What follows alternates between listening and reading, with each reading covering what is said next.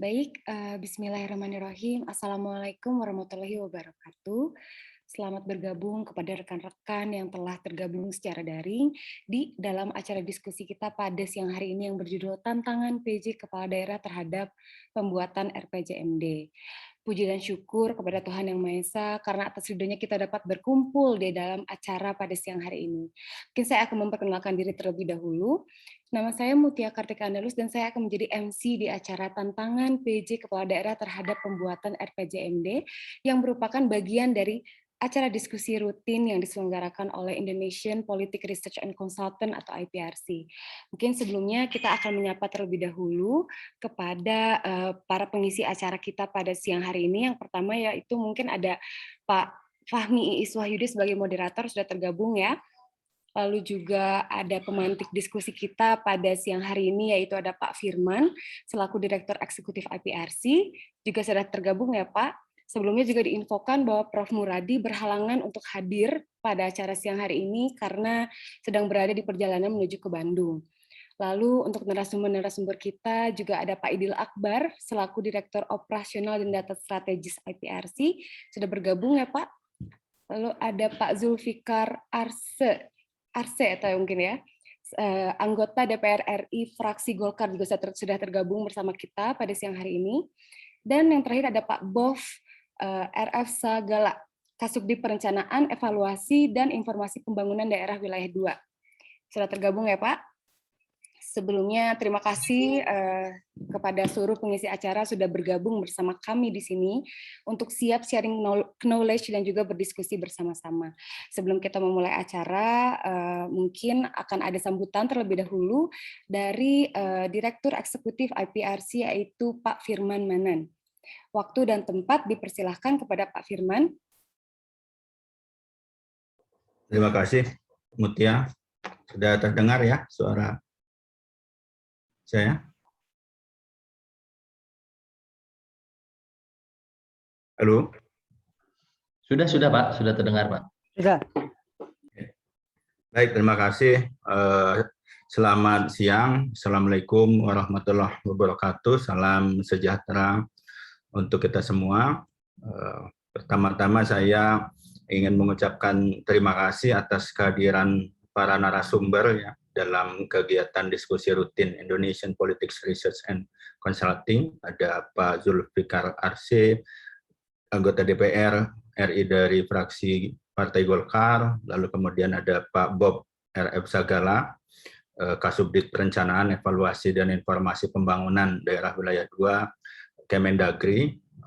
Lalu sebetulnya tadinya direncanakan Prof. Muradi sebagai Board of Advisor dari IPRC bisa hadir, tapi ternyata beliau masih dalam perjalanan dalam pesawat, jadi memang tidak bisa bergabung. Dan terakhir ada Mas Idil Akbar, Direktur Operasional dan Data Strategis IPRC. Diskusi seperti ini memang rutin kami adakan setiap bulan dan tentu membahas isu-isu politik, pemerintahan, sosial ekonomi kontemporer yang sedang banyak diperbincangkan atau mengantisipasi ya isu-isu yang kemudian akan muncul. Nah, salah satu isu yang kami pikir penting untuk kita bahas hari ini adalah terkait dengan selesainya masa jabatan beberapa kepala daerah di Indonesia di tahun 2022 dan 2023. Karena pemilihannya kemudian kan pilkada akan berlangsung kalau sesuai jadwal adalah pada bulan November tahun 2024, sehingga ada kekosongan 2 tahun ya kalau yang selesai tahun ini, lalu kemudian tahun depan sekitar 1 tahun kekosongan yang akan diisi oleh PJ, dan jumlahnya saya pikir cukup signifikan ya. Tahun ini kalau tidak salah ada 101 posisi kepala daerah yang habis masa jabatannya, lalu kemudian di tahun depan ada 171 kepala daerah yang selesai masa jabatan. Termasuk di Jawa Barat tahun ini ada 3 daerah di Kota Tasikmalaya, di Kabupaten Bekasi, dan Kota Cimahi. Lalu tahun depan lebih banyak, kalau tidak salah 19 wilayah ya, termasuk Provinsi Jawa Barat itu gubernur akan selesai masa jabatannya. Nah, isu yang menarik yang ingin kami diskusikan dan kami harap tentu mendapatkan pencerahan dari para narasumber adalah terkait dengan RPJMD.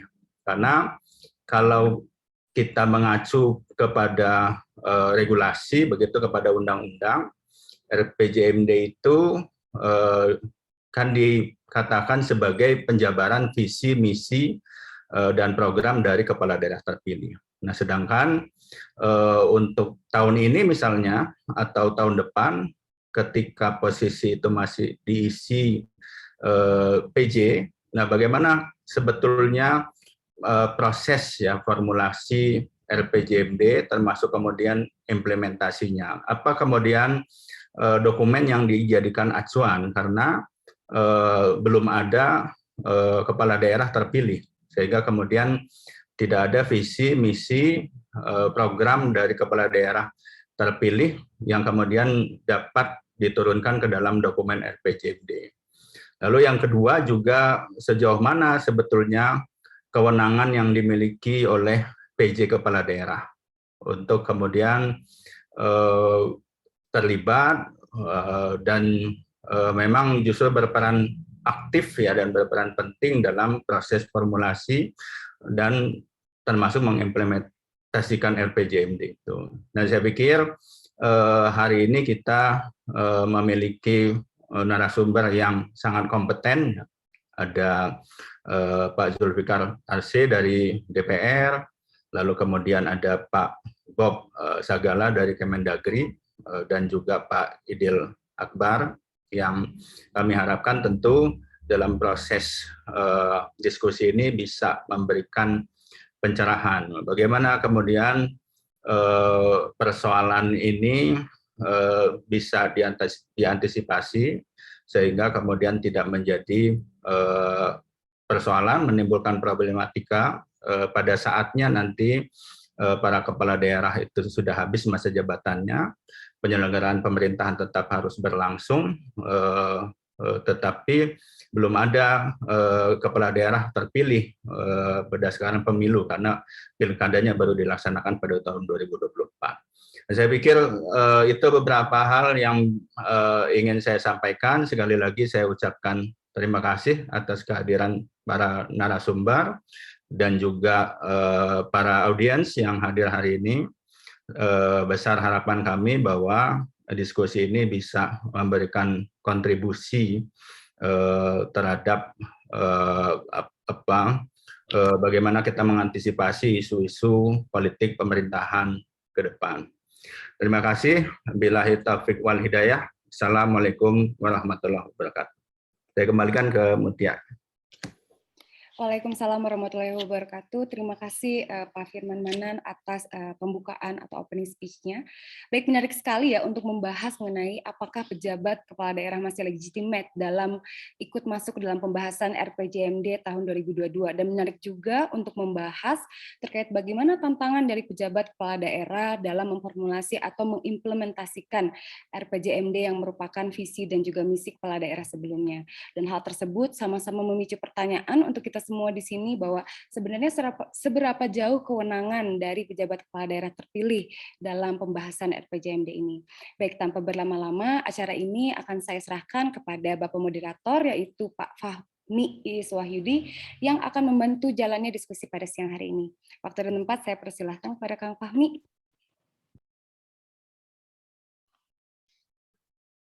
Baik, Assalamualaikum warahmatullahi wabarakatuh. Selamat siang menjelang sore. Pertama saya ucapkan terima kasih untuk Teh Mutia ya, Mutia Kartika Andalus yang sudah membuka acara dengan baik. Dan juga ada Pak Firman Manan yang tadi telah memberikan opening speech, kemudian juga guidelines ya terkait diskusi yang akan kita helat pada siang menjelang sore hari ini. Kemudian tentu saja untuk tiga narasumber kita yang sudah memastikan untuk hadir, bahkan saya sudah lihat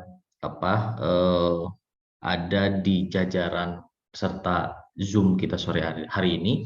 Pertama ada Bapak Julfikar Arse, fraksi Partai Golkar, anggota Komisi 2 DPR RI yang membidangi pemerintahan dalam negeri, otonomi daerah, dan juga aparatur negara dan reformasi birokrasi, kepemiluan serta pertanahan dan reform agraria. Dan juga ada Pak Idil Akbar sebagai Direktur Data Strategis IPRC, dan yang pamungkas adalah Bapak Dr. Andos Bob Sagala sebagai Ditjen Bina Bangsa Kemendagri ya. Pertama saya ucapkan tentu saja terima kasih pada tiga narasumber yang sudah hadir pada hari ini. Sebagaimana tadi yang sudah disampaikan oleh Pak Firman ya sebagai Direktur Eksekutif IPRC, bahwa ada beberapa hal yang menarik untuk dibincangkan sore hari ini, terutama misalnya terkait ada sekitar berapa ratus ya pada tahun 2022 ada 101 kurang lebih PJ yang akan dilantik, kemudian ratusan yang lain akan kemudian dilantik pada 2023. Yang menarik sebetulnya guliran di wacana publik masih sebatas misalnya terkait legitimasi, kemudian juga jumlah yang fantastis, kemudian juga bahkan ukuran terkait waktu yang akan menjadi PJ terlama di dunia mungkin dan lain sebagainya. Sementara beberapa hal yang miss atau yang luput dari perbincangan publik, salah satunya justru yang paling penting saya rasa atau kami rasa dari IPRC, yakni terkait RPJMD, rencana pembangunan jangka menengah daerah ya, yang secara umum memang dalam misalnya yang saya lihat atau kami lihat dari Permendagri nomor 86 tahun 2017 yang namanya RPJMD itu adalah penjabaran dari visi misi, kemudian juga program dari kepala daerah terpilih. Saya pikir tiga narasumber yang telah hadir di tengah kita juga memiliki kompetensi yang luar biasa dan akan banyak sekali memberikan pencerahan ilmu yang bermanfaat bagi kita semua. Jadi saya harap bahwa semua yang hadir tidak leave sebelum waktunya selesai. Kemudian juga perlu saya catat juga mungkin yang akan nanti mengajukan pertanyaan itu sebelumnya raise hands atau juga mengkonfirmasi lewat kolom chat agar kemudian diskusinya bisa berjalan lebih tertib dan teratur. Tanpa berpanjang lebar, saya pikir kita serahkan pada pembicara pertama kita siang hari ini, Pak Julfikar Arse. Selamat siang, Pak. Sudah bergabung. Halo. Siap, Bung Iswahyudi.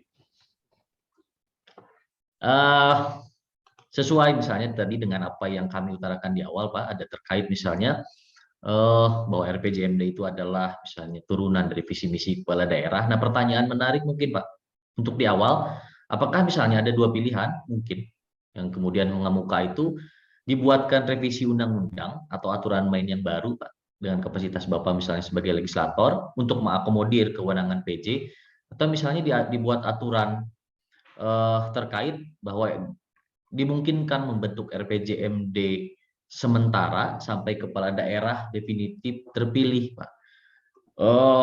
Mungkin ada banyak sekali pilihan yang lain dan dalam kesempatan pada siang hari ini saya beri kesempatan bagi Bapak tentu untuk menyampaikan apa yang paling tepat kiranya dalam perspektif legislator Republik Indonesia. Waktu dan tempatnya saya persilakan, Pak. Oke. Assalamualaikum warahmatullahi wabarakatuh. Waalaikumsalam warahmatullahi wabarakatuh. Teman-teman IPRC, ada Bung Firman Manan, ada moderator sendiri ya, Fahmi Iswahyudi, ada MC kita, Mutia Kartika Andalus, lalu para narasumber yang saya hormati dan saya banggakan. Ini ada mitra kerja, Pak Bob Sagala, ada junior saya kelihatannya ini, Idil Akbar, jauh di bawah saya ini. Lalu siapa lagi, Bung Fahmi, narasumber kita ini? Dua itu. Betul. Pak, sedianya ada Pak Arif, tapi kemudian di last minute beliau tidak dapat hadir. Oke, dan seluruh partisipan yang berbahagia, semoga kita semua sehat walafiat selalu.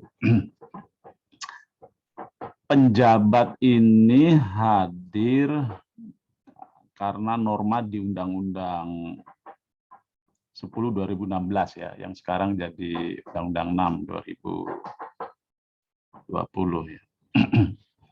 Di pasal 201 ayat 9, 10, 11. Kepala daerah, wakil kepala daerah yang sekarang menjabat itu berakhir, sementara atas undang-undang yang sama, metode pemilihan yang kita pilih dalam undang-undang itu, karena kita ingin menyamakan waktunya, dilaksanakan November 2024. Ya. Tepatnya 27 November keputusan kita ya di Komisi 2. Oleh karena itu ada apa istilahnya itu, ada kekosongan ya, ada kekosongan siapa yang memimpin daerah itu sudah berakhir, tapi karena metode pemilihan itu dilangsungkan November 2024, perlu diisi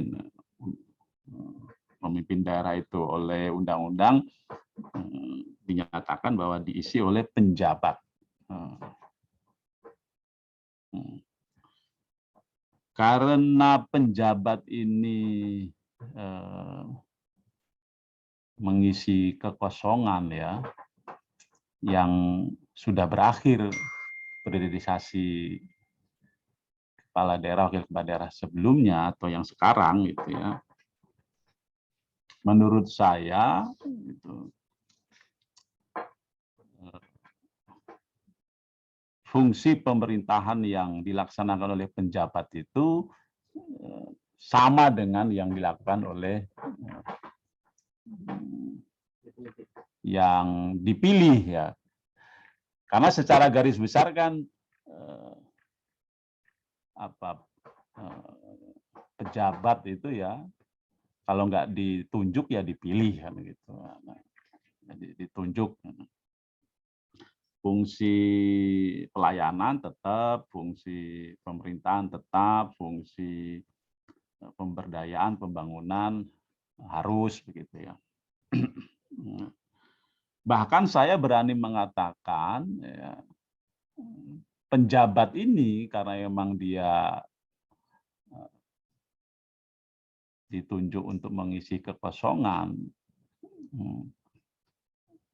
kewenangannya itu tidak hanya kewenangannya, tadi saya bilang fungsi pemerintahannya, tugasnya, termasuk kewenangannya itu sebangun, sejajar gitu dengan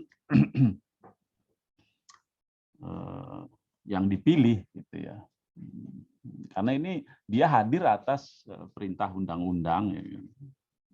Berbeda dengan PJS atau PLT ya, PLT, PJS, PLH, karena dia kan hadir di masa periodisasi jabatan dengan apa namanya, dengan keadaannya masing-masing. Kalau PLT ya berhalangan sementara atau tetap, lalu PJS karena cuti kampanye, PLH gitu ya.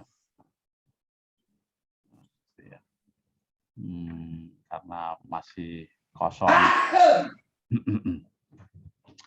belum diisi yang baru gitu. Jadi sebangun dan sejajar dengan yang dipilih. Oleh karena itu, ini ada dua nih Bung Fahmi ya, dalam tantangan terhadap pembuatan RPJMD itu bisa melanjutkan ya, RPJMD yang sudah dibuat, karena kita harus mengakui ya,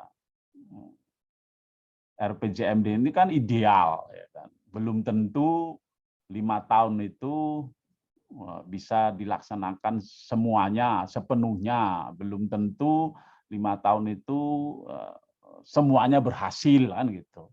Nah, gitu ya. Oleh karena itu dia bisa melanjutkan apa yang sudah, walaupun yang membuat ini kepala daerah, wakil kepala daerah sebelum penjabat ini ya, yang sudah berakhir ya gitu ya.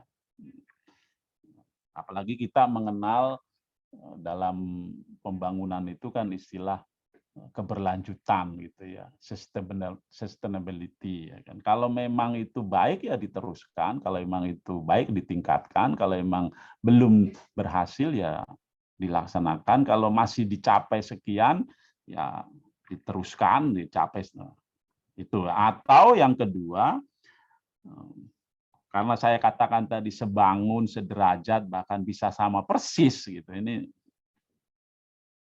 saya bukan ahli tata negara, tapi saya berani mengatakan ya, dia bisa buat baru, bisa buat baru.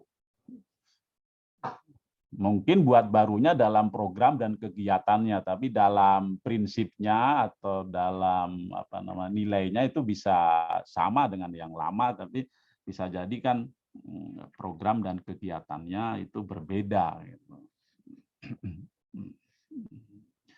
Bisa buat baru walaupun nanti setahun kemudian atau dia dievaluasi atau maksimal hanya 2 tahun kan. Lalu yang 2024 November itu ya bisa meneruskan yang sudah dibuat ini atau membuat baru. Karena pertama yang saya bilang tadi, saya ulangi lagi ya, sebangun, sederajat, bahkan sama persis. Yang kedua, biasanya RPJMD, termasuk juga RPG, rencana pembangunan jangka panjang nasional itu, kan ideal ya, sangat dibuat tuh sangat ideal gitu, ideal bahkan sangat ideal, yang bisa jadi dalam 5 tahun tidak semua bisa tercapai ya. Tidak semuanya bisa tercapai gitu. Terlebih sebenarnya secara nasional juga kita punya RPJP ya, yang 2005-2025 itu, ya kan.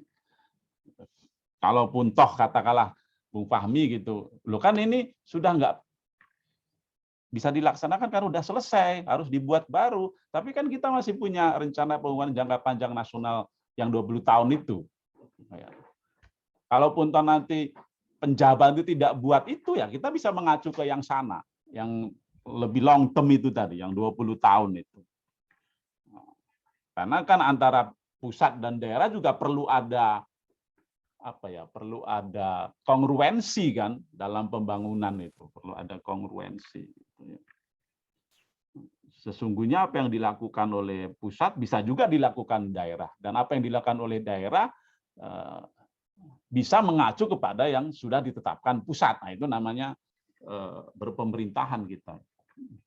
Yang berikutnya itu tadi yang saya bilang itu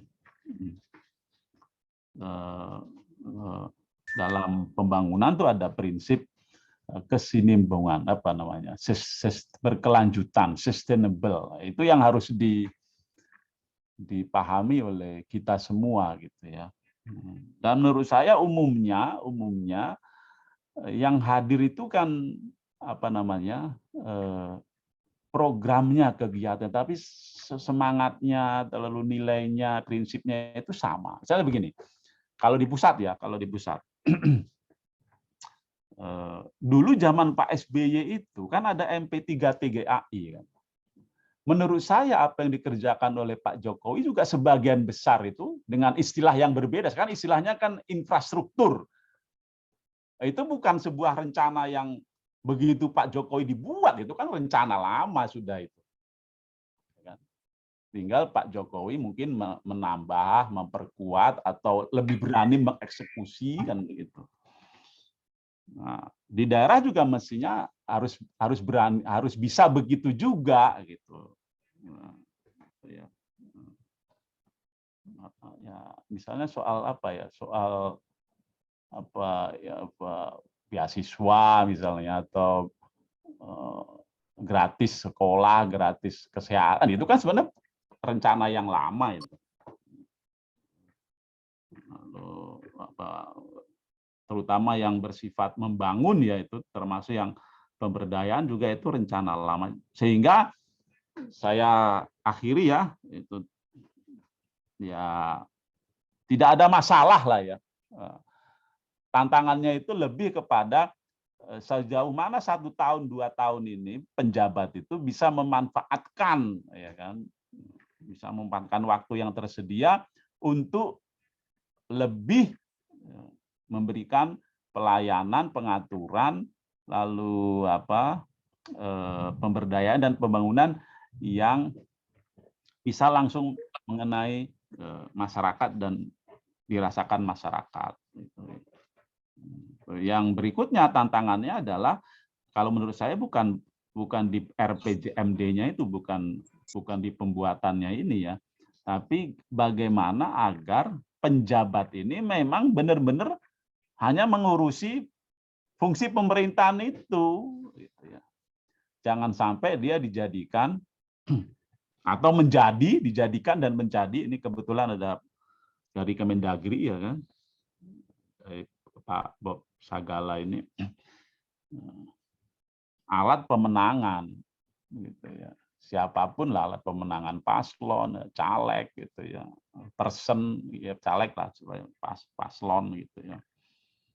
Presiden, wakil presiden, DPD, DPR RI, provinsi dan kabupaten kota, nah itu. Nah, supaya tidak ada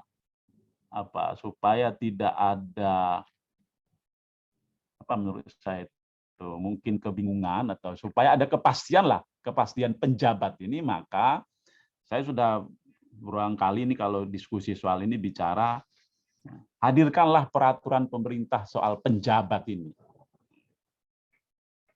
Ya, kalau dari mana penjabat itu sudah, ya kan? Pimpinan tinggi madya, pimpinan tinggi pratama, pimpinan tinggi madya untuk provinsi, pimpinan tinggi madya untuk kabupaten kota, pratama untuk kabupaten kota, harus dari ASN, itu sudah, ya kan? Karena pimpinan tinggi madya, pimpinan tinggi pratama itu kan ASN, ya. Umumnya ya PNS, ya kan, gitu.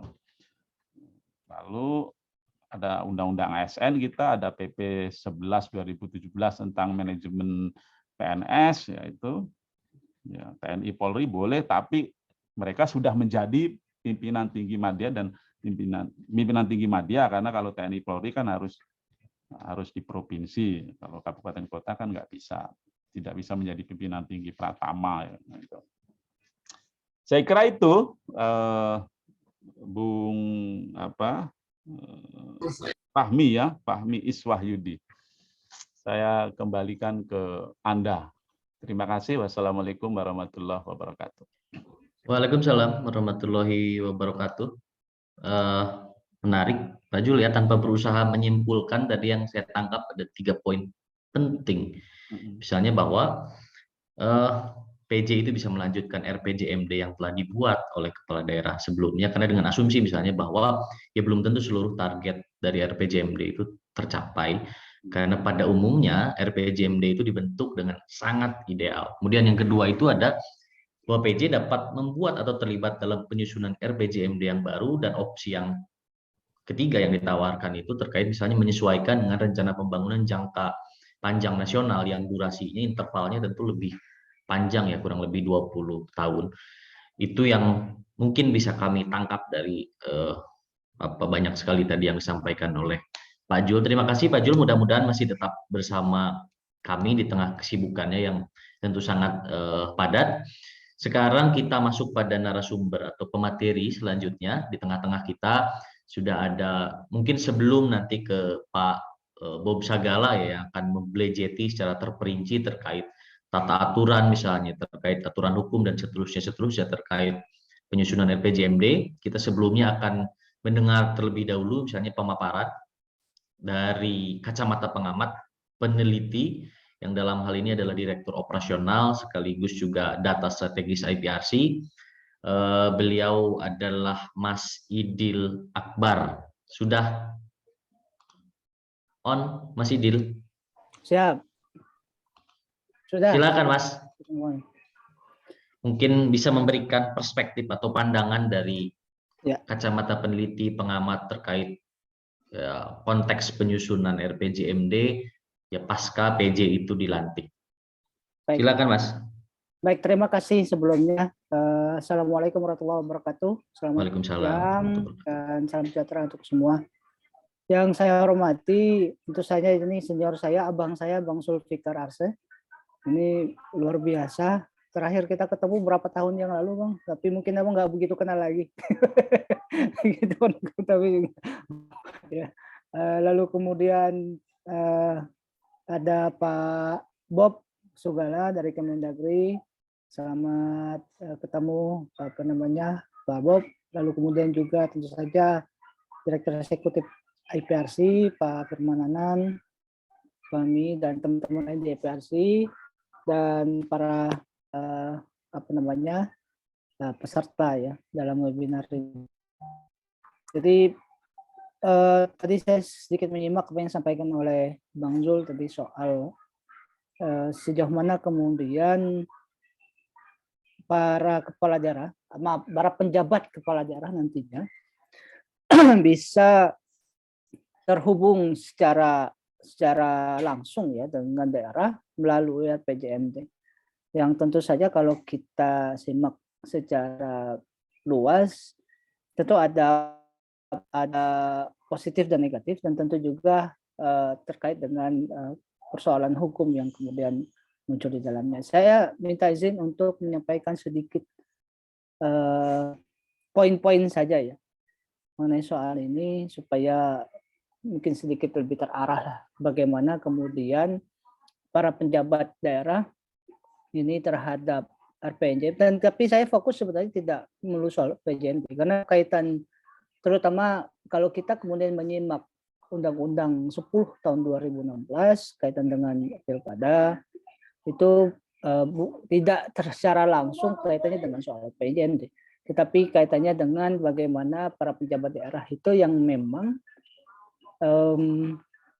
ditunjuk oleh presiden maupun oleh gubernur sebagai wakil pemerintah pusat untuk menduduki jabatan menggantikan sementara para kepala daerah yang sudah habis masa jabatannya. Nah, penjabat daerah dan keluasan wewenang ini menjadi menarik, termasuk juga soal RPJMD tadi. Paling tidak ada 4 masalah pokok lah kalau kita melihat dari RPJMD dari penjabat daerah itu. Yang pertama soal berapa lama sih para penjabat itu menjabat. Berapa lama kaitannya dengan mereka itu bisa menjabat sebagai kepala daerah, menjabat sebagai kepala daerah. Terus apa saja sih soal kewenangannya? Dan sejauh mana dinamika politik menjelang 2024 itu kaitannya dengan posisi dan peran daripada penjabat kepala daerah. Dalam realitasnya bagaimanapun ada waktu yang cukup lama, 2 tahun kalau menjelang di 2022 ini dan 1 tahun di 2023. Yang dalam tanda kutip saya menyampaikannya adalah dalam tanda kutip bisa dimanfaatkan dalam banyak hal. Dan yang terakhir adalah soal apakah RPJMD dimungkinkan sebenarnya ini kaitannya dengan yang tadi menjadi fokus dalam diskusi kita. Nah, kaitan dengan waktu menjabat ya. Di pasal 201 ayat 9 Undang-Undang 10 2016. Kalau kita lihat kan sebetulnya hanya dibatasi 1 tahun dan bisa diperpanjang 1 tahun. Ini saya pikir sudah inkrah dari undang-undangnya. Jadi kalau dalam konteks itu bahwa penjabat ini bisa memimpin di daerah 1 tahun dan bisa diperpanjang 1 tahun dengan orang yang sama atau dengan orang yang berbeda. Jadi proses evaluasi itu tentu saja berlangsung setiap waktu terhadap penjabat sejauh mana kemudian dia memiliki kinerja baik, performance baik di dalam tugasnya melakukan upaya-upaya penerusan pemerintahan di daerah sebagai dalam posisinya sebagai penjabat daerah tadi. Nah pertanyaannya begini, bagaimana jika faktanya lebih dari 2 tahun? Ini nanti Bang Zul tadi mungkin agak perlu juga sedikit menjelaskan ini. Bagaimana kalau 2 tahun? Lebih dari 2 tahun. Nah kan faktanya kalau kita lihat dari 2022 ini lebih, kalau memang di November 2024 pilkada itu dilangsungkan, maka sebetulnya kalau berhabis bulan depan, bulan Mei ya, setelah Lebaran, maka sebetulnya lebih dari 2 tahun. Nah dalam konteks itu bagaimana mekanisme pengisian jabatan penjabat daerah tadi yang lebih dari 2 tahun? Karena kita mengacu pada pasal 201 ayat 9, di mana hanya maksimal 2 tahun saja. 1 bulan pun kelebihan itu kan sebetulnya sudah dianggap sebagai dalam, ya kalau dalam, sekali lagi untuk hal ini pelanggaran terhadap undang-undang karena lebih dari 1-2 tahun atau menjabat selama 2 kali 1 tahun ya. Batasan terkait soal penjabat daerah. Nah, bagaimana jika lebih? Karena 2022 ini pasti lebih. Karena kalau bulan Mei, November itu sudah lebih dari 2 tahun. Nah, kemudian soal mekanismenya sendiri, bagaimana pengisian yang lebih dari 2 tahun itu juga perlu menjadi catatan tersendiri, terutama oleh pemerintah pusat. Sehingga kemudian dalam konteks ini tidak ada pelanggaran terhadap undang-undang itu sendiri. Apakah nanti ya Presiden akan mengeluarkan Perpu kah? Karena memang 2022 ini sudah harus berjalan bulan depan dalam soal pengisian penjabat daerah. Kemudian ataukah mungkin dijabarkan dalam bentuk peraturan pemerintah misalnya atau bagaimana. Tetapi saya pikir kalau memang kaitannya dengan undang-undang, maka ini harus betul-betul serius dilihat sebagai satu problematik dalam soal masa jabatan pejabat daerah. Nah, soal sejauh mana kewenangan pejabat daerah juga kalau kita lihat di dalam peraturan pemerintah itu disampaikan paling tidak ada 4 larangan ya. Mengganti kebijakan, menumputasasi pegawai, kemudian soal izin, dan satu lagi saya lupa ya. Nah, itu adalah larangan yang harus ditaati oleh pejabat daerah. Tetapi larangan itu punya diskresi. Diskresinya apa? Sejauh bisa dilakukan sejauh mendapatkan izin dari Kemendagri atau Menteri Dalam Negeri. Nah, itu artinya kan membuka celah bahwa penjabat itu pada dasarnya kewenangannya masih setara dengan kewenangan para pejabat definitif atau kepala daerah definitif. Prinsip kesetaraan ini juga sudah jelas di dalam undang-undang, saya pikir ya. Ada di pasal yang mengkaitkan tentang soal kesetaraan kewenangan definitif, meskipun memang ada larangan 4 hal tadi, agar penjabat daerah memang betul-betul mengarahkan semua proses itu dalam orientasi pelayanan kepada masyarakat. Nah, izin Kemendagri ini menurut saya juga perlu kita lihat secara seksama, karena bagaimanapun tentu saja yang harus dilakukan dan harus diproses oleh Kemendagri atau oleh Kemendagri sendiri adalah tentu saja yang terkait dengan pelaksanaan pelayanan itu sendiri. Tidak bersifat politis ya, karena kalau bersifat politis ya tentu saja akan memiliki efek yang luar biasa nanti, apalagi dalam konteks ini adalah konteks menghadapi 2024. Meskipun memang agak naif kalau kita mengatakan kemudian bahwa Kementerian Dalam Negeri atau dalam hal ini Menteri Dalam Negeri ataupun juga kepala daerah, penjabat kepala daerah itu tidak bersifat politis. Karena bagaimanapun ini soal banyaknya atau berseliwerannya soal kepentingan yang ada di elit sendiri. Nah, tetapi sejauh ini saya pikir kita masih coba untuk berpikir positif bahwa ini bagian dari orientasi pelayanan kepada masyarakat dan sekali lagi dalam kerangka untuk tetap menjalankan fungsi-fungsi pemerintahan di daerah. Nah, soal posisi pejabat juga kalau menghadapi pilkada 2024 kita lihat ya tentu saja ini sesuatu yang tidak bisa ditawar-tawar. Ini adalah harga mati saya pikir ketika karena pejabat daerah itu adalah ahli media dalam hal ini tentu saja para pejabat sendiri yang memang sudah memiliki posisi jabatan, baik secara struktural maupun fungsional. Dalam konteks ini kan tentu saja kita lihat mereka adalah bagian dari pemerintahan. Nah, statusnya adalah apa? Ya, statusnya adalah abdi pemerintah, orang yang kemudian ditunjuk oleh negara, dalam hal ini pemerintah pusat, untuk menduduki jabatan kepala daerah, menggantikan yang sudah masa habis jabatannya sementara. Nah, karena konteks itulah maka penjabat daerah dalam menghadapi Pilkada 2024 harus mengedepankan netralitas. Netralitas menjadi hal yang sangat penting, saya pikir. Karena konteks ini pemerintah tetap harus punya posisi yang jelas ya untuk kemudian menghadapi Pilkada 2024. Nah, hal lain apa saja yang bisa dilakukan? Ya tentu saja dalam membantu menyiapkan anggaran. Ini juga menjadi bagian penting di dalam posisi penjabat daerah.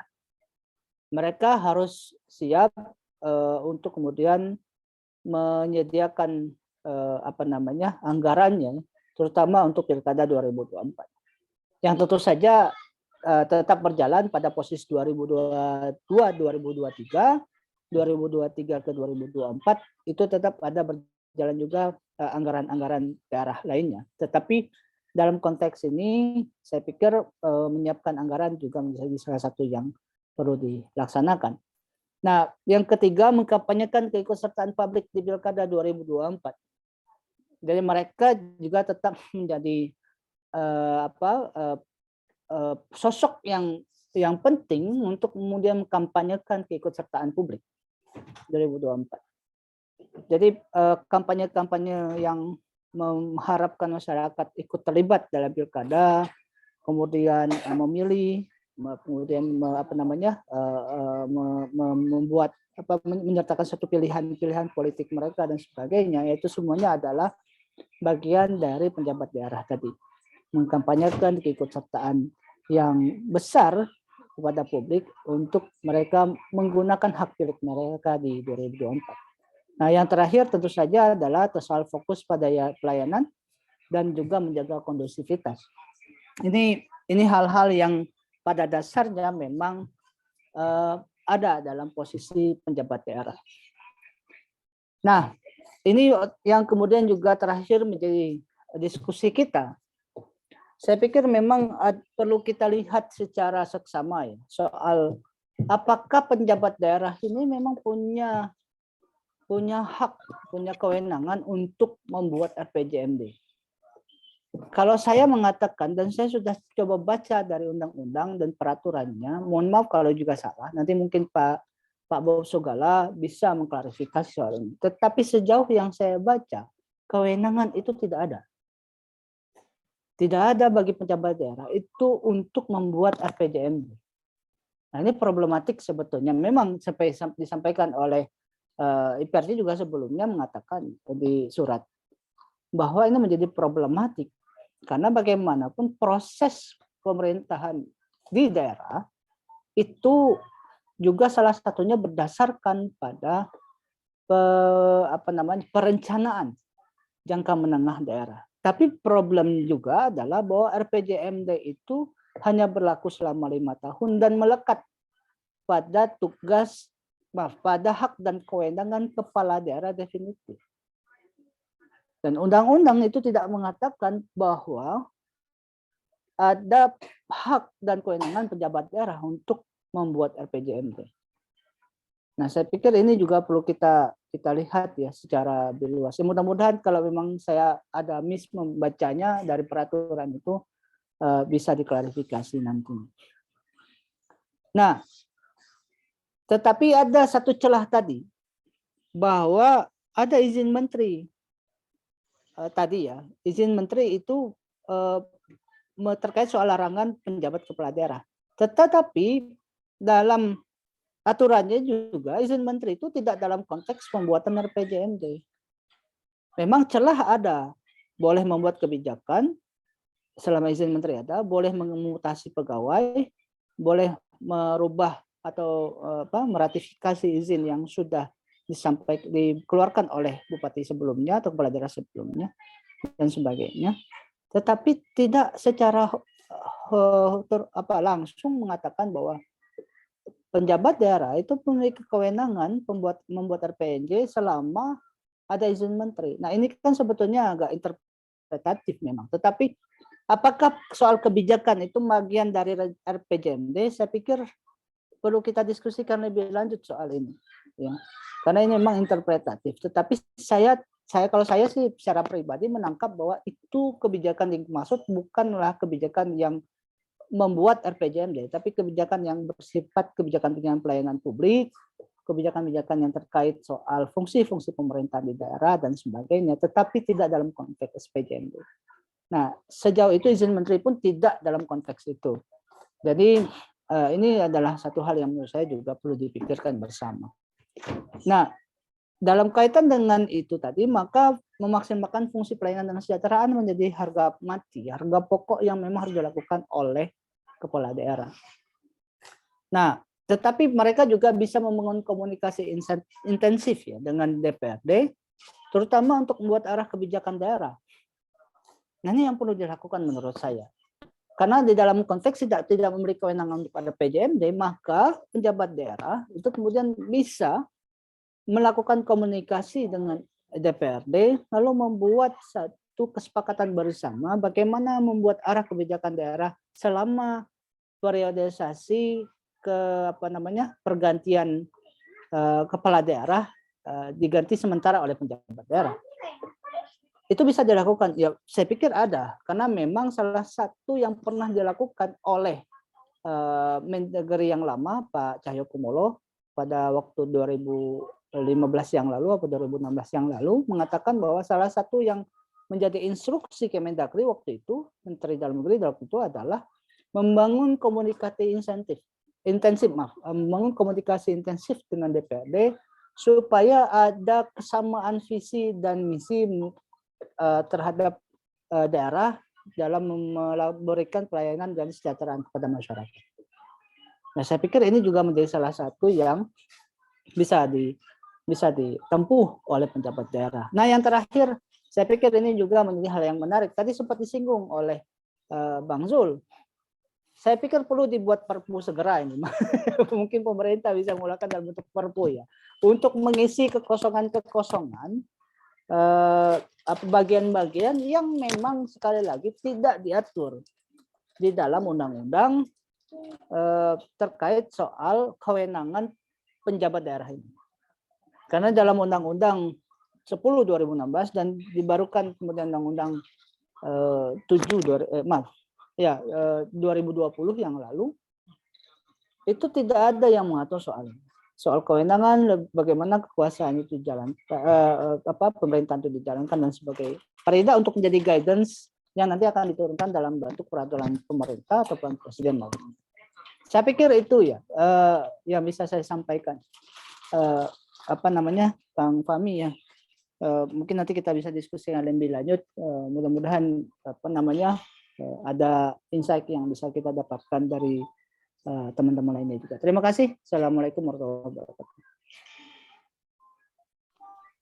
Waalaikumsalam warahmatullahi wabarakatuh. Terima kasih Mas Idil ya, paparannya sangat komprehensif. Ternyata dalam kacamata peneliti itu sebetulnya banyak sekali potensi-potensi bahwa kebijakan-kebijakan kemudian juga keputusan-keputusan strategis itu justru miss alas hukum ya, atau tidak ada payung hukum yang kuat.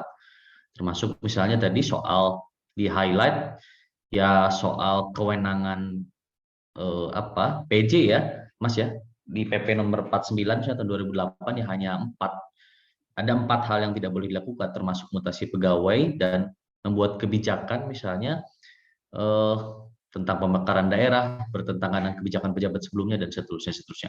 Saya pikir itu menarik ya, karena ternyata ya jika itu diimplementasikan kemudian perlu payung hukum yang lebih konkret itu dalam kacamata peneliti. Agar waktunya efektif, sudah bersama kita juga Pak Bob Sagala, Ditjen Bina Bangsa Kemendagri. Sudah bisa bergabung Pak Bob? Halo.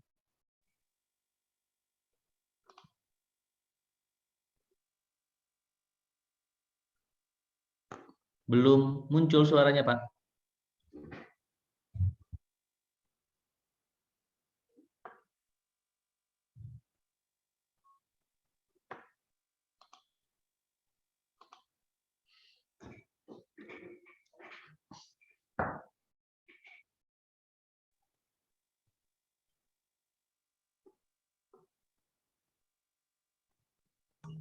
Suaranya belum, Pak Bob. Sepertinya masih ada kendala dengan audio.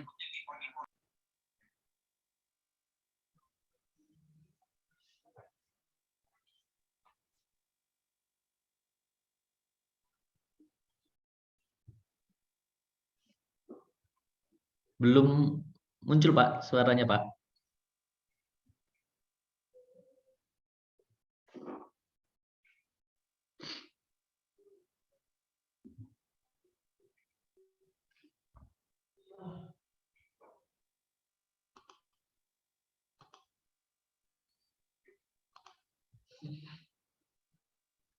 Kita mungkin beberapa menit ya menunggu Pak Bob untuk memperbaiki device-nya atau konektivitas audionya.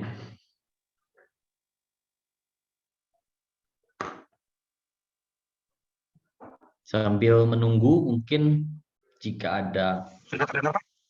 Oh, sudah Pak Bob, sudah muncul suaranya. Sudah, silakan ya? Pak Oke, Bob. baik, Pak. Sudah.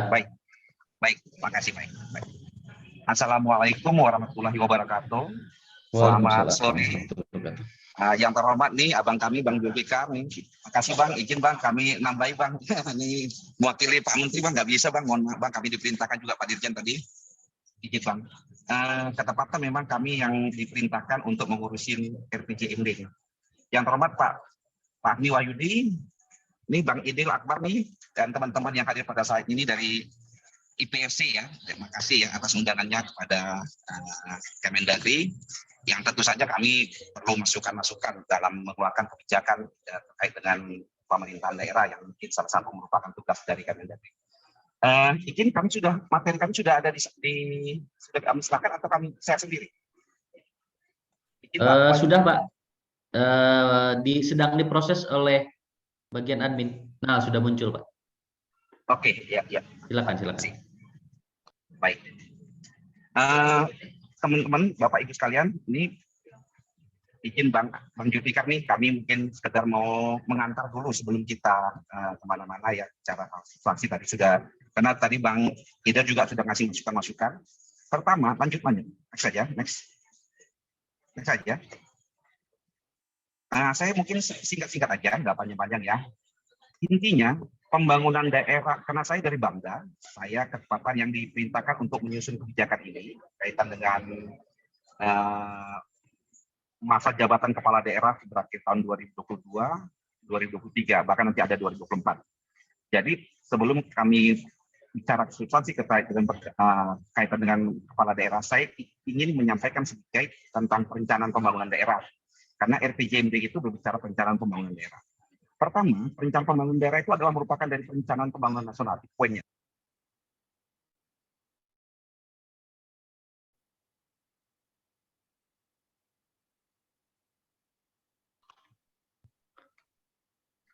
Izin Pak Bob, suaranya hilang lagi.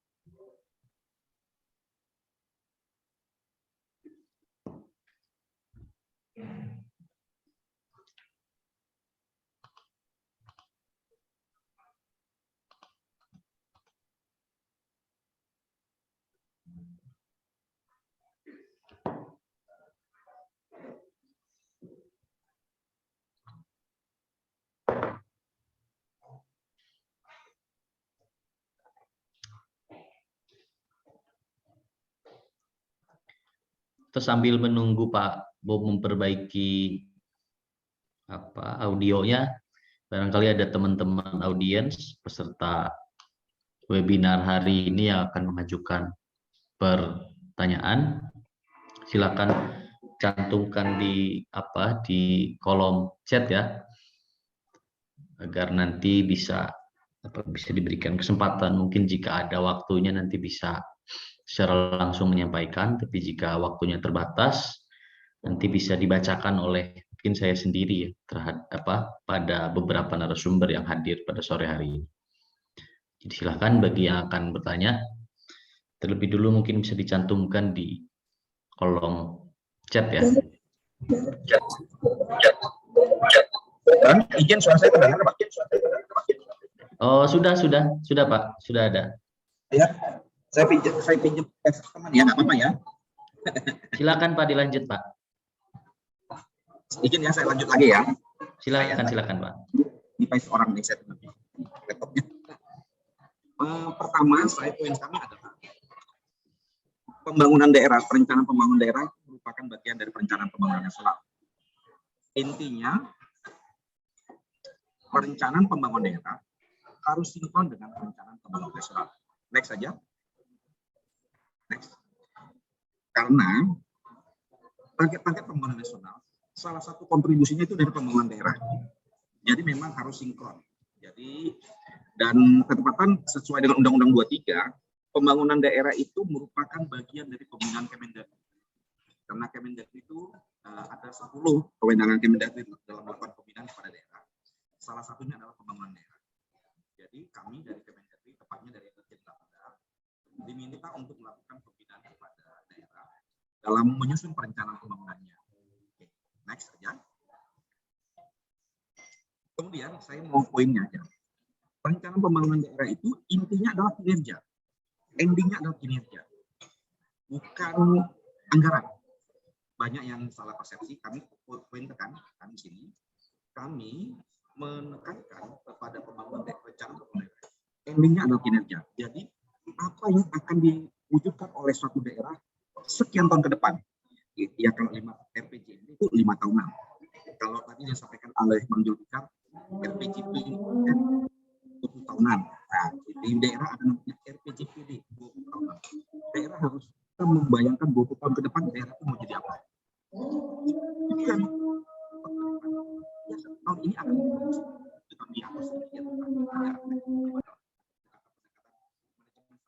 kami implementasikan di daerah. Next saja.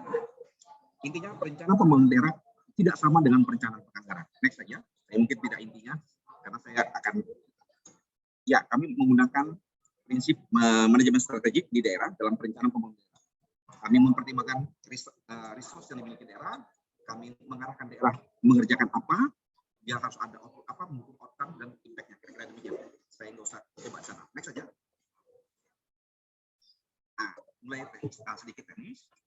Di daerah tadi saya yakin Bang Ida tadi sudah melihat di daerah itu ada 5 dokumen. Ada dokumen perangkat daerah, ada dokumen pemerintah daerah. RPJMD itu tanggung jawab seorang kepala daerah. Ringkas ceritanya demikian. Next saja. Yang diturunkan setiap tahun oleh RPJMD itu adalah kinerjanya ke RKPD setiap tahun. Kami ingin ulang poin di sini. RPJMD itu dibutuhkan oleh daerah khususnya untuk menyusun perencanaan tahunan setiap tahun di daerah. Jadi turunkan setiap tahun. Dari RKPD inilah nanti yang jadi APBD. Nah, itu nanti ringkas ceritanya. Dari RKPD inilah yang jadi APBD setiap tahunnya di daerah. Kira-kira demikian. Di nasional juga sama prinsipnya. Next saja. Nah, ini gambarannya kira-kira. Teman-teman semua, gambarannya kira-kira begini, Pak.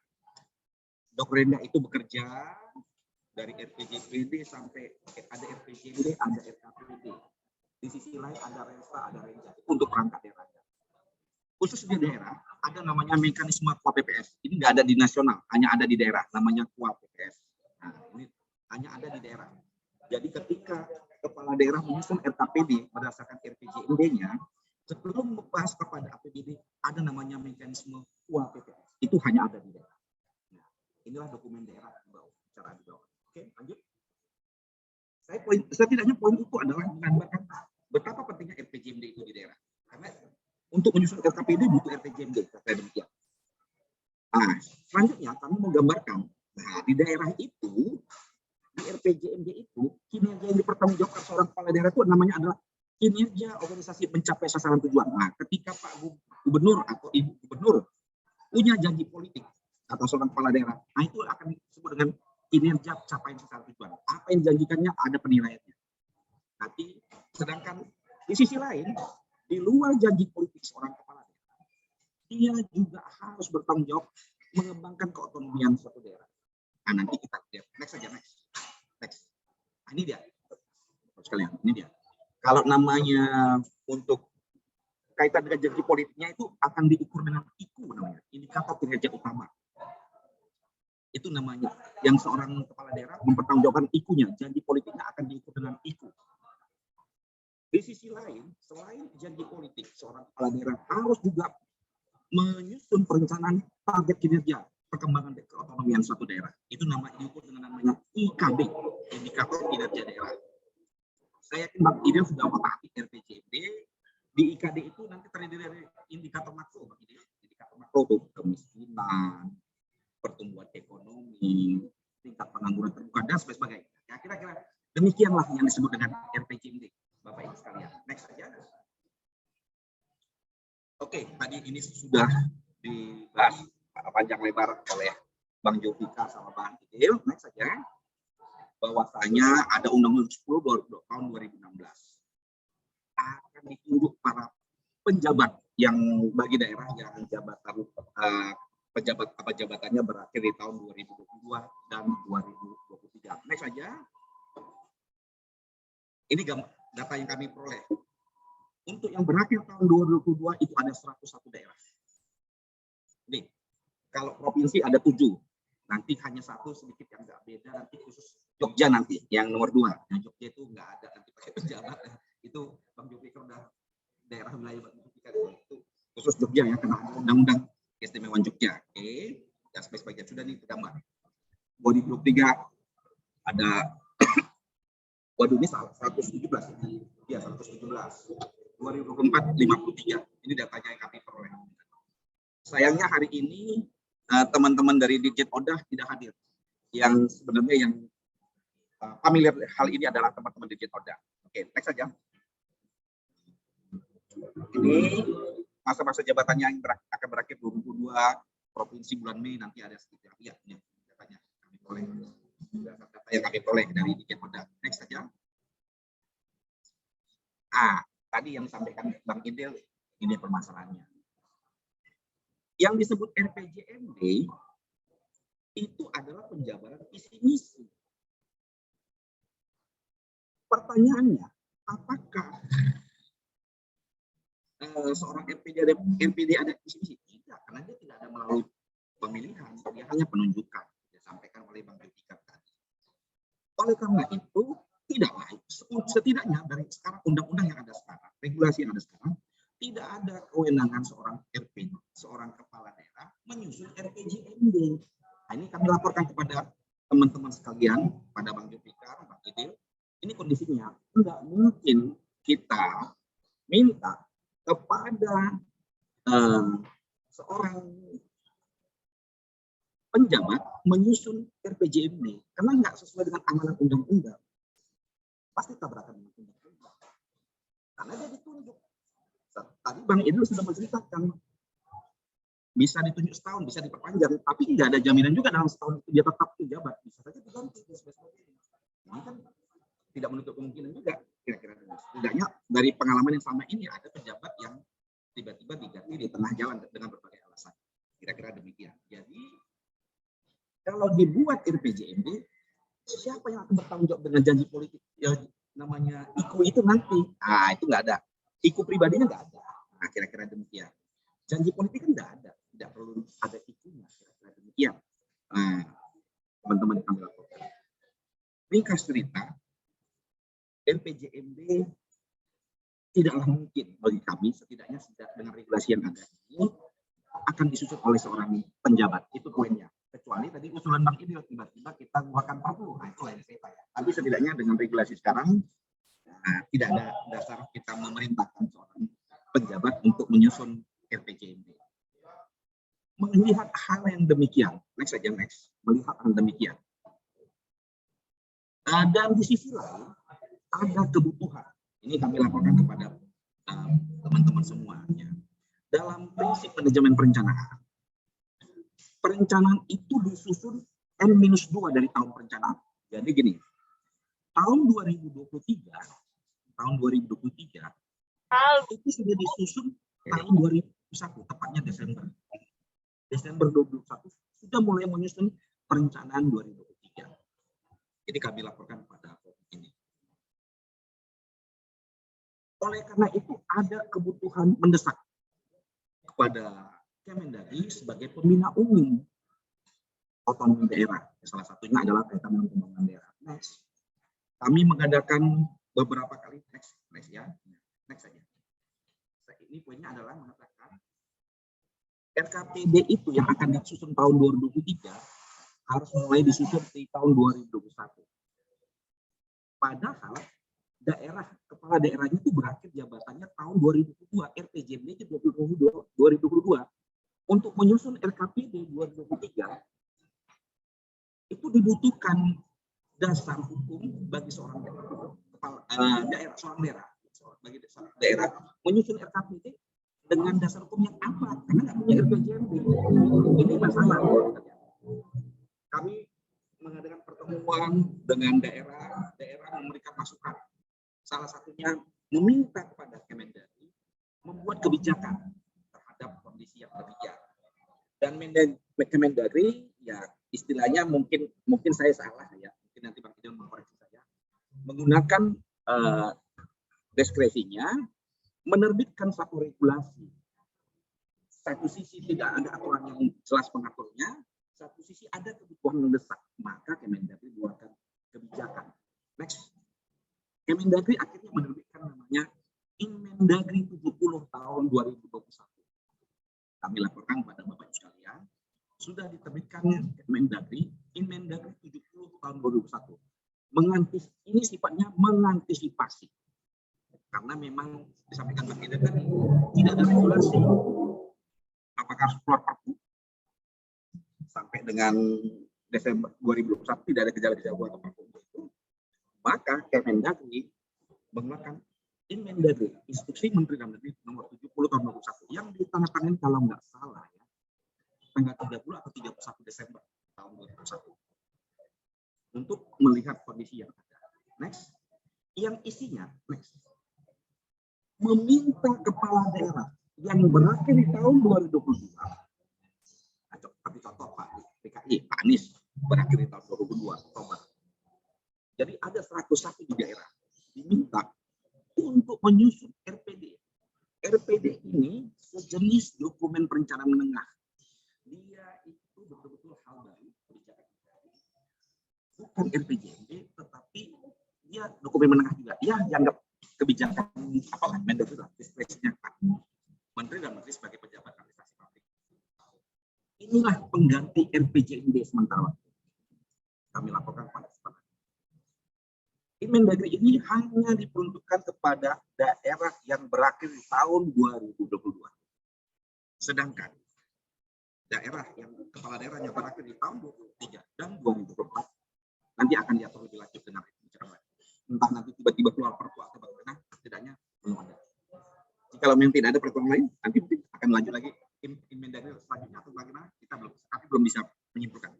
Tapi setidaknya bagi daerah yang masa jabatan kepala daerahnya berakhir di tahun 2022 sudah diantisipasi oleh Bapak Menteri Dalam Negeri dengan menerbitkan Inmendagri 70 tahun 2021. Dengan itu, daerah punya dasar hukum untuk menyusun RKPD, perencanaan tahunan tahun 2023, sehingga nanti proses penyusunan APBD-nya tahun 2023 bisa berjalan.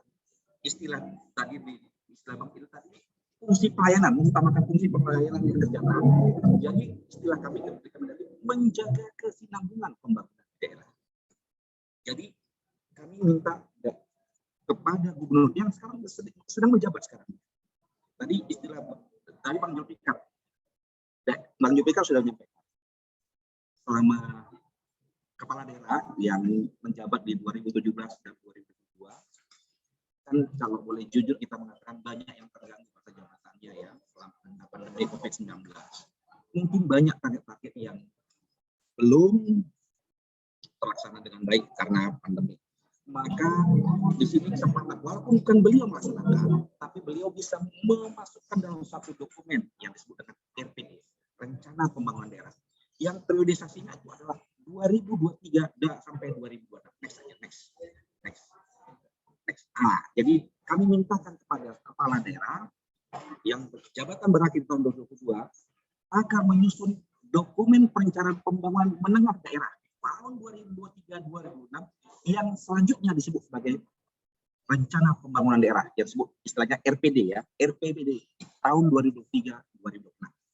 Ini solusi yang diambil oleh Bapak Menteri Dalam Negeri dengan segala pertimbangan hukum yang sudah dipertimbangkan dan bersifat antisipatif, menjaga kesinambungan pembangunan dan sebagainya.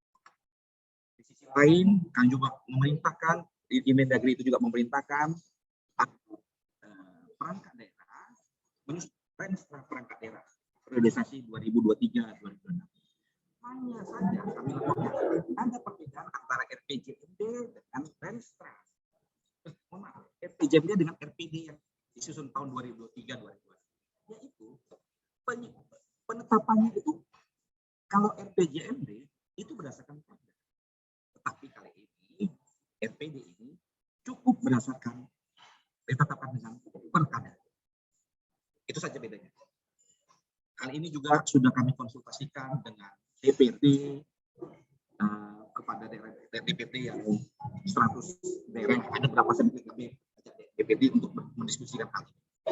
Kira-kira demikian solusi-solusi yang kami lakukan. Next, lanjutnya. Ini menurut kalian terakhir ya, kami sampaikan yang disebut tantangan bagi kami bukan tantangan penjabat menyusun RPJMD, tapi bagaimana tantangan penjabat dalam melaksanakan RPD dalam rangka menjaga kesinambungan pembangunan. Bagi kami, karena kami sudah mengeluarkan kebijakan, kalau boleh kami menyimpulkan adalah tantangan penjabat dalam melaksanakan RPD dalam rangka menjaga kesinambungan. Pertama, RPD itu ditetapkan dengan perkada, tentu saja ada saja diskusi perdebatan, pasti ada saja. Yang selama ini itu kalau nama RPJMD berdasarkan perda, ini melalui perkada. Kedua, penjabat itu bisa diganti oleh pejabat yang menunjuknya. Tadi, padahal belum tentu. Oke, dia staf. Kapan diganti? RPD itu siapa yang melanjutkan? Kan harus menyesuaikan lagi dan sebagainya.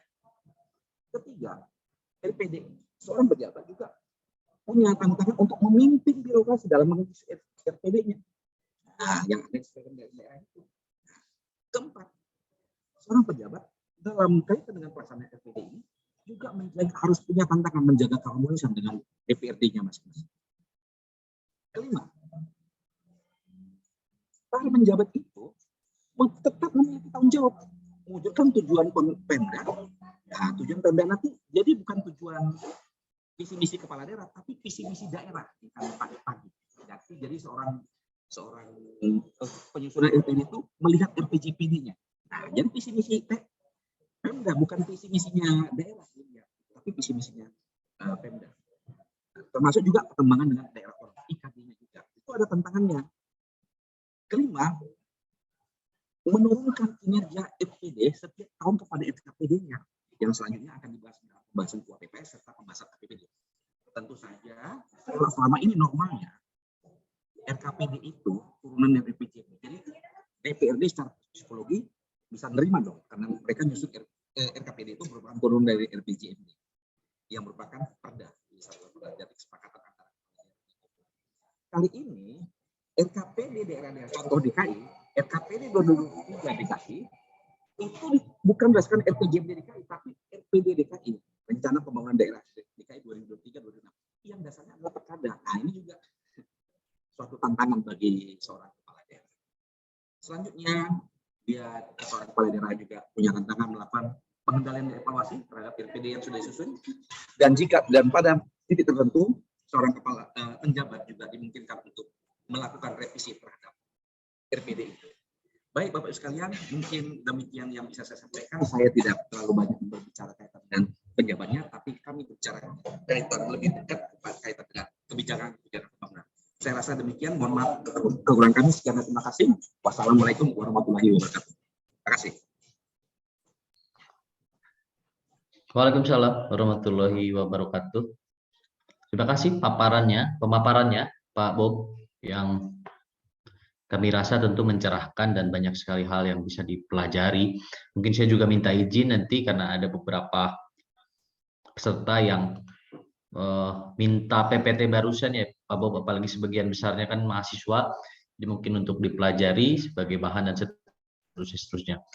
Sebetulnya sayang sekali barusan karena ada beberapa kendala teknis Pak Bob, jadi tidak semua, ada beberapa part yang missing karena kualitas audionya barusan kurang baik Pak Bob, jadi mungkin nanti juga ada beberapa pertanyaan terutama untuk part-part yang missing saya rasa ya. Tadi sudah ada tiga penyampaian materi ya dari 3 narasumber. Sekarang saya persilahkan bagi Bapak Ibu, bagi peserta diskusi kita hari ini, barangkali ada yang akan menyampaikan pertanyaan untuk 3 narasumber kita hari ini. Saya persilahkan. Yang tadi sudah raise hand itu ada Kang Indra.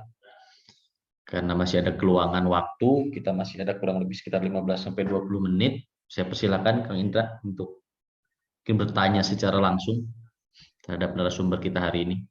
Baik, terima kasih Kang Fahmi.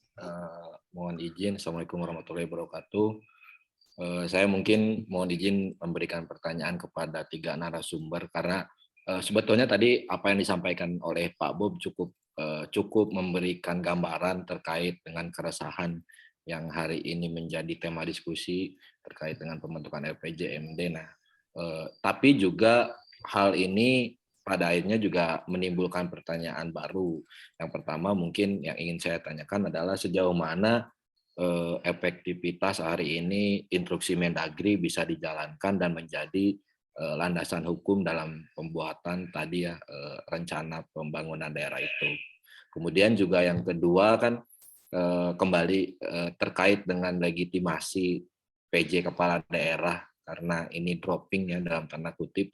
Jadi memang secara legitimasi apakah ini akan bisa efektif atau tidak. Yang terakhir mungkin berkaitan dengan tadi ada klausul bahwa setelah dilakukan pengendalian dan evaluasi penjabat kepala daerah ini bisa melihat bahwa memang ketika memang ada permasalahan atau tidak dirasa tidak cukup untuk mengakomodir kepentingan masyarakat, hari ini bisa mengganti. Nah, yang ingin saya tanyakan apakah ini tidak dalam tanda kutip akan menimbulkan ketakutan bahwa hari ini adanya kepentingan yang masuk dalam penggantian RPD tersebut, karena ketika kita berbicara perubahan RPD ini kan sangat dimungkinkan bahwa ada muatan-muatan kepentingan, terutama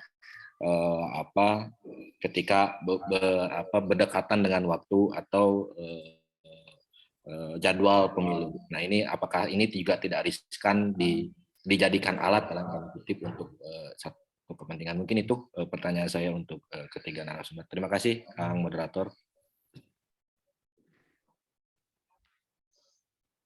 Ya, tenun Kang Indra tadi cukup banyak ya satu penanya, tapi tadi item pertanyaannya cukup banyak. Saya pikir mungkin beberapa narasumber juga sudah mencatat secara langsung tadi poin dari pertanyaan Kang Indra. Cuma sekarang mungkin tinggal siapa yang akan terlebih dahulu menjawab dan siapa yang paling akhir. Kalau tadi mungkin ada Pak Jul yang pertama, kita balik sekarang mungkin silakan Pak Bob mungkin yang bisa memberikan pencerahan untuk Kang Indra dan teman-teman yang hadir pada diskusi sore ini. Silakan Pak Bob, bisa. Terima kasih. Izin saya nggak saya jawab ya karena saya nggak bisa menjawab itu. Itu semestinya teman-teman udah menjawab. Saya kaitan dengan RPD saja ya, kaitan dengan Mendagri nomor 1 dan nomor 3. Pertama, kaitan dengan efektivitas Inmendagri 70/2021 kaitan dengan perencanaan pembangunan di daerah, kami laporkan dari 101 daerah itu semua sudah menyusun, bahkan sudah selesai, sebagian besar sudah selesai. Itu kami laporkan. Jadi itu sangat efektif sekali. Memang ada beberapa daerah yang belum selesai, seperti DKI belum selesai, karena memang bukan kaitan dengan ada pembangkangan atau bagaimana. Hanya saja kaitan dengan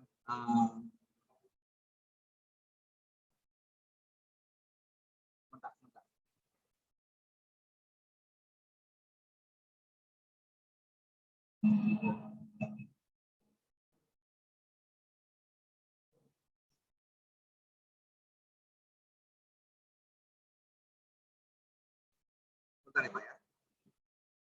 Oke, mohon maaf, ini ada daerah yang belum selesai, seperti DKI belum selesai, bukan karena kaitan ada pembangkangan atau enggak, tidak efektifkan suatu kebijakan Kemendagri, tetapi memang mereka penyesuaian mereka butuh waktu lagi, jadi tidak ada kaitan dengan kami berani mengatakan kebijakan Kemendagri mengeluarkan Inmendagri 70 memerintahkan daerah yang pejabat daerahnya berakhir tahun 2022 itu efektif. Itu poin kami sekalian. Kedua, ada kekhawatiran kaitan dengan RPD untuk dipolitisasi untuk perubahan bagi-bagi dan sebagainya. Kami laporkan kepada Bapak Ibu sekalian, tentu saja hal ini juga sudah diantisipasi oleh Kemendagri. Sedangkan setiap penyusunan suatu dokumen daerah, untuk pengesahannya itu harus melalui izin Kemendagri dulu. Jadi kami sebagai pembinanya, kami mengawasi. Tentu saja perubahan yang mereka usulkan harus ada dasarnya. Ada namanya dalam manajemen strategik, namanya hasil pilot itulah menjadi dasar hukum untuk merevisi. Jadi kalau dalilnya tidak memungkinkan, kami tidak akan mengizinkan. Jadi kira-kira demikian kami laporkan kepada Bang Indra kaitan dengan pertanyaan yang kedua. Sedangkan pertanyaan kedua saya nggak izin nggak menjawab Bang Indra. Terima kasih Bang Indra. Mohon maaf ya Bang Indra. Terima kasih Pak Bu. Silakan selanjutnya mungkin Pak Idil. Pak Idil masih bersama kita Pak Idil.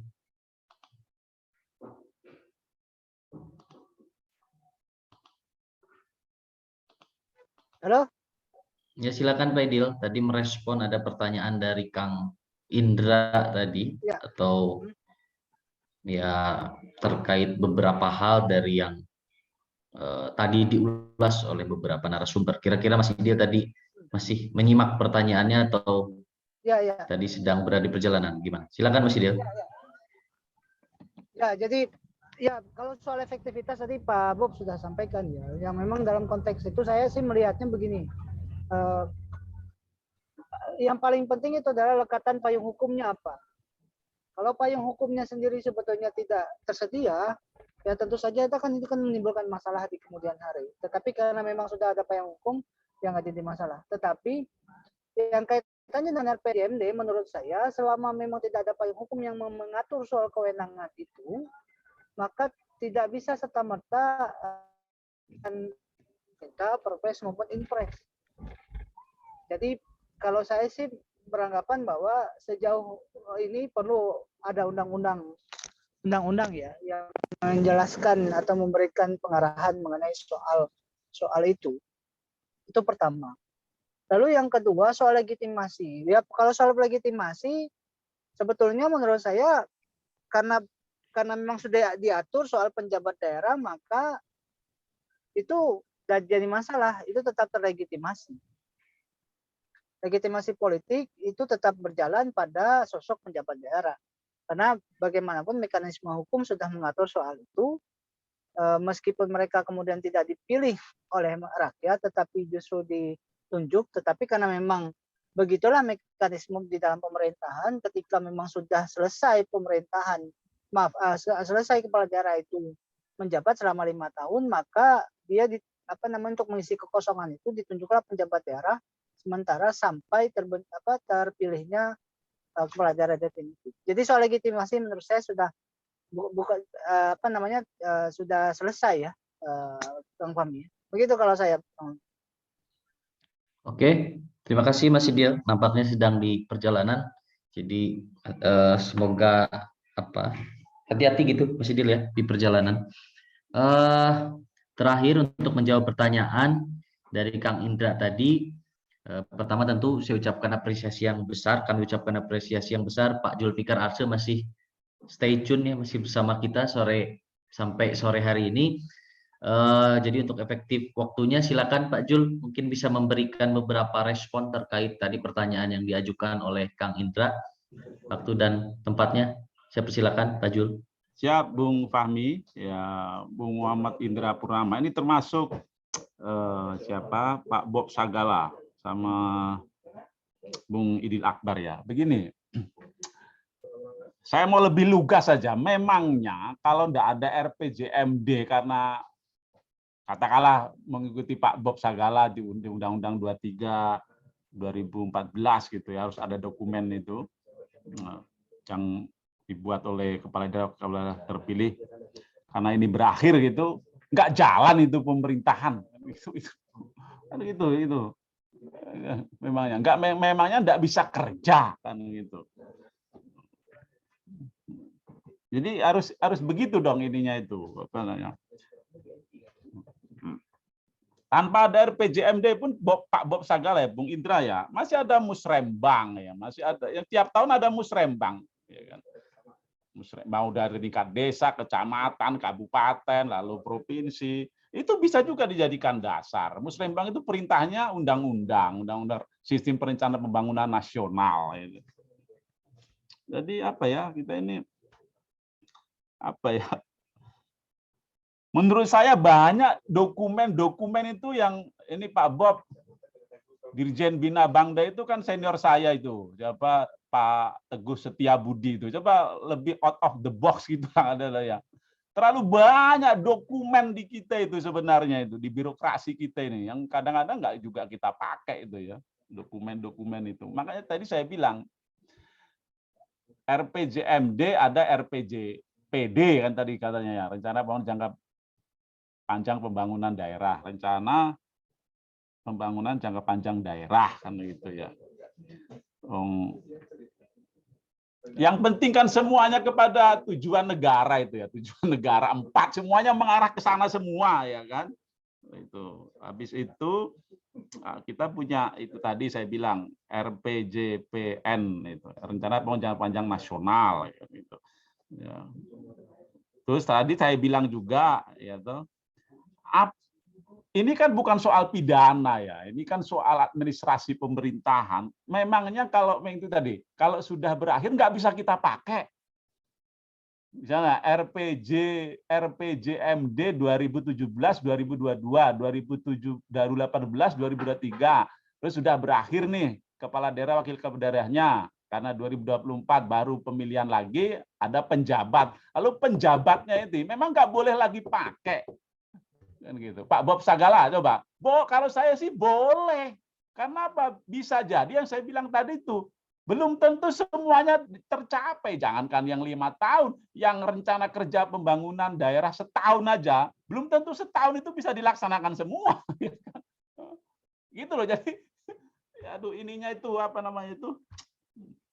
Nah, apalagi ini Kemendagri sudah punya antisipasi, ya itu lebih baik. Tapi maksud saya jangan terlalu apa ya soal dokumen. Sekarang itu begini ya, ini Bina Pembangunan Pak Bob Sagala. Bukan persoalan ada tidaknya dokumen itu, tapi sejauh mana perencanaan itu memang mengikuti kondisi objektif masyarakat dan daerah itu yang lebih penting gitu. Jadi hidupkanlah musrem-musrem itu kan lebih penting. Lalu libatkan lebih dalam lagi gitu masyarakat itu, DPRD itu.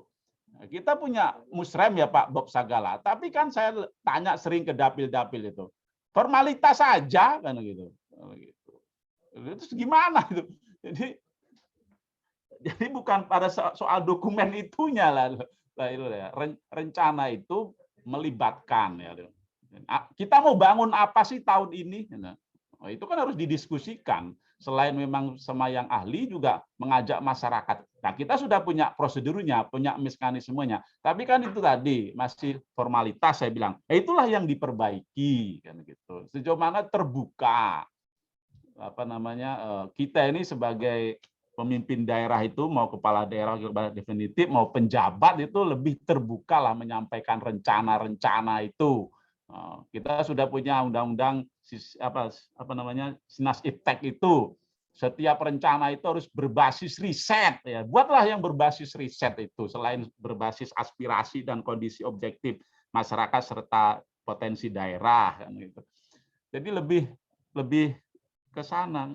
Lalu soal KUA PPAS itu, nah itu termasuk di negara kita juga di APBN itu jarang yang terbuka pembahasannya, perencanaannya juga jarang, pembahasannya juga jarang terbuka gitu. Jadi menurut saya supaya ke depan itu masyarakat, pemerintah dan masyarakat itu makin kolaboratif kalau bahasa anak mudanya sekarang itu, dan masyarakat sendiri makin memiliki gitu, karena dia apa? Karena dia dilibatkan gitu. Sampai ke tingkat yang skill-skillnya RT, RW, desa itu ya. Saya sendiri kadang-kadang jadi warga desa atau warga kelurahan itu nggak tahu, tiba-tiba ada pembangunan di situ loh, gimana? Got kita atau saluran air kita atau listrik kita apalagi gitu nggak bisa segera dilaksanakan, nah gitu. Terus berikutnya menurut saya yang penting lagi bukan soal pembuatannya itu, tapi sejauh mana PJ penjabat ke depan itu makin responsif, makin responsif terhadap kebutuhan masyarakat kita. Saya kira itu. Kalau soal legitimasi udah legitimate, ini sudah legitimate ya. Legitimasi itu kan banyak. Ini dari sisi yuridis sudah legitimate, dari politis ya. Memang harus diisi ya. Istilahnya itu tidak boleh sebuah pemerintahan itu, sebuah daerah itu tidak punya pemimpin, kan begitu. Kalau emang pemimpin yang lewat undang-undang itu pakai metode dipilih belum bisa, ya ditunjukkan secara umum, ditunjuk dan dipilih kan pemimpin itu, ya kan. Dipilih dari bawah, ditunjuk dari atas, sudah pas ini kan, ada pemerintah atasan kita ini. Yang penting nanti ASN-nya itu yang baik, Pak Bob Sagala ya, ini Dirjen Odda ini sama Dirjen Dirjen Odda dan Odda lebih ke Odda ya. Gitu. Dan yang lebih penting lagi tadi saya bilang itu jangan dijadikan alat pemenangan. Tadi Bung Idil Akbar juga udah ngingetin tuh ya. Pak Bob Sagala ya. Alat bahaya itu, bahaya. Kita nggak ingin kembali zaman dulu. Kita ini ingin terus maju, ingin terus maju, ingin terus maju. Nah, salah satu keadaan yang bisa membuat kita itu makin cepat maju dan terus menuju kepada yang maju, memperbaharui dan membangun, harus ada cara baru. Saya selalu bilang perlu cara baru. Nah, cara barunya apa? Pikiran dan tindakan baru. Nah, pikiran dan tindakan baru itu apa? Yang meninggalkan yang buruk-buruk, yang lama-lama itu. Nah, ini. Saya kira itu, Bung Fahmi. Saya kembalikan. Mungkin nanti akan dijawab lebih jelas di rapat koordinasi Pak Jul oleh Pak Bob ya. Dari Kemendagri. Rapat kerja lah atau rapat dengan rapat kerja lah. Betul. Mungkin akan dijawab lebih komprehensif oleh Pak Bob. Sebagai informasi tadi saya juga diberikan dibisik-bisik oleh panitia. Jadi peserta dimohon untuk mengisi absensi, ada di tautan kolom chat ya. Nanti akan diberikan sertifikat oleh peserta untuk kehadiran diskusi pada sore hari ini. Kemudian di Arloji saya sudah menunjukkan 15.45, jadi kurang lebih kita memiliki waktu hanya 15 menit lagi ya. Oleh karenanya saya pikir ini sudah sampai pada momentum yang tepat bagi seluruh narasumber yang hadir pada sore hari ini memberikan istilahnya closing statement ya terkait apa yang disampaikan, kemudian juga mungkin proyeksi ke depan terkait apa yang kita diskusikan pada sore hari ini. Saya mulai mungkin sekaligus menutup ya closing statement itu dari Pak Jul saja sekalian. Barusan juga terakhir menyampaikan. Silakan Pak Jul closing statement mungkin. Oke. Untuk juga memungkasi diskusi. Secara prinsip tidak ada masalah ya. Saya tidak menganggap ini tantangan ya pembuatan RPJM itu. yang tantangan itu justru yang tadi saya bilang itu, jangan sampai jadi alat pemenangan, jangan jadi mesin pendulang suara. Nah itu. Terus yang berikutnya, untuk memastikan, ini saya titip ini Pak Bob Sagala sampaikan, untuk memastikan sejauh mana penjabat ini kedudukannya, nah, kan gitu. Tolonglah dibuat peraturan pemerintah. Waktu itu saya sudah bilang juga di setiap diskusi ya, ini penting gitu. Ini kan masih tadi Idil Akbar itu bilangnya, itu bukan penjabat Bung Idil, larangan-larangan itu bagi pelaksana tugas, PJS dan PLH. Jadi beda loh penjabat sama yang 3 status itu tadi itu. Ini penjabat. Makanya saya berani mengatakan tadi penjabat itu sama persis. Ini mestinya ahli tata negara ini. Tapi karena saya dari ilmu pemerintahan juga, saya berani mengatakan tidak sekedar sebangun sederajat, tapi sama persis, gitu ya, kewenangannya. Nah, ini kan masih, ya katakanlah masih ada berbeda nih Pak Bob Sagala ya, ada berbeda pandangan. Nah, justru itu untuk memastikan kedudukan penjabat ini, walaupun hanya setahun, 2 tahun, bahkan sampai dengan terpilihnya 2 tahun lebih, gitu, tolong dibuat peraturan pemerintah. Walaupun juga di Undang-Undang 10 2012 tidak ada mandat, tapi kan bukan berarti ketika tidak ada mandat lalu tidak boleh, kan begitu ya, tidak bisa. Ini kan untuk memberikan solusi, kata Bu Tejo kan kita harus jadi orang yang solutif, kan begitu. Solutif ya, gitu saya kira ya. Saya kembalikan ini closing statement saya. Terima kasih, ada kurang ada salah, mohon maaf. Saya kembalikan ke moderator. Terima kasih Pak Jul, lugas, padat ya. Apa closing statement-nya?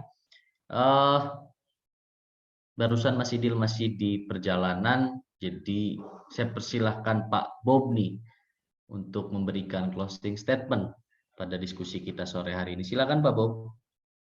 Ini poin pertama, jelas kami mendengar masukan kritikan dari Bang Zulfikar itu terkait dengan kebijakan-kebijakan Kemendagri, baik itu kaitan dengan perencanaan pembangunan daerahnya maupun kaitan dengan mungkin penjabat. Terima kasih masukan-masukan ini suatu hal yang harus kami laporkan kepada pimpinan. Terima kasih Pak Zulfikar.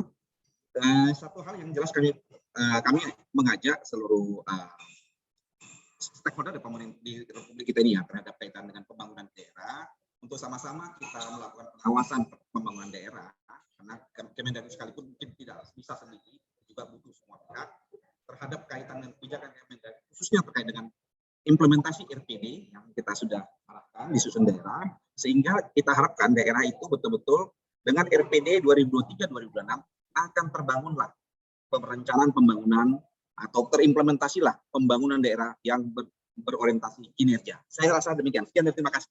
Assalamualaikum warahmatullahi wabarakatuh. Terima kasih. Waalaikumsalam warahmatullahi wabarakatuh. Terima kasih Pak Bob. Terakhir mungkin langsung saja ke Mas Idil, Mas masih gabung bareng kita Mas atau masih di perjalanan? Halo, kedengaran suara saya? Kedengaran. Silakan Mas, closing statement-nya Mas untuk Oke, diskusi kita pertama sore hari. saya tadi ingin ucapkan terima kasih pada Bang Zul ya, sudah mengklarifikasi soal itu. Tapi memang konsepnya adalah yang paling penting itu adalah menjaga bahwa fungsi pemerintahan harus tetap berjalan, kemudian kepemimpinan daerah juga harus terus berjalan, meskipun konteksnya adalah sementara sampai terpilih definitif kepala daerah. Nah itu yang pertama. Lalu yang kedua adalah ini posisinya adalah saya sebagai dari IPRC, sekali lagi juga mengucapkan terima kasih pada Bang Zul, Pak Bob, dan teman-teman lain yang sudah ikut hadir dalam kegiatan kali ini. Terima kasih. Dari saya begitu, Mi. Oke Mas, terima kasih Mas. Saya rasa setelah kurang lebih 2 jam ya berdiskusi, kemudian juga mendengarkan banyak sekali, saya pikir pencerahan dari 3 narasumber yang hebat tadi. Ada Pak Zulfikar Arse, terima kasih Pak. Ada Pak Bob Sagala, terima kasih Pak. Kemudian juga ada Mas Idil tadi, saya ucapkan atau kami dari IPRC juga mengucapkan terima kasih pada seluruh narasumber yang hadir, memberikan banyak sekali ilmu dan pencerahan. Pada akhirnya kita sudah sampai pada penghujung acara ya. Karena tadi dibukanya oleh MC, ada Teh Mutia Kartika Andalus, maka normalnya juga ditutup oleh MC. Saya atas nama teman-teman di IPRC mengucapkan banyak sekali terima kasih pada seluruh narasumber yang hadir, pun dengan seluruh peserta yang hari ini sudah hadir. Mudah-mudahan apa yang kita diskusikan hari ini menjadi manfaat bagi kita semua, terutama bagi keberlangsungan bangsa dan negara Republik Indonesia. Sekali lagi saya ucapkan terima kasih. Saya sendiri, Fahmi Iswahyudi, mohon undur diri dari diskusi. Saya berikan pada Teh Mutia Kartika Andalus. Silahkan Teh Mutia. Baik, terima kasih kepada Kang Fahmi Iswahyudi atas waktunya. Tidak terasa acara webinar yang berjudul Tantangan PJ Kepala Daerah terhadap Pembuatan RPJMD pada siang hari ini telah berakhir. Semoga seperti yang Kang Fahmi bilang, apa yang telah dipaparkan dan juga didiskusikan menjadi pengetahuan yang berharga dan juga berguna bagi masyarakat luas. Mungkin agenda selanjutnya kita akan mengadakan foto bersama. Maka dari itu untuk seluruh hadirin yang masih ada di link Zoom ini, untuk dipersilakan membuka kameranya, kita berpose bersama-sama. Ayo semua dibuka kameranya. Udah semua. Oke, dalam hitungan 3 nanti akan dibantu oleh admin untuk menangkap gambarnya. Baik, 1, 2, 3. Sekali lagi ya. 1, 2, 3.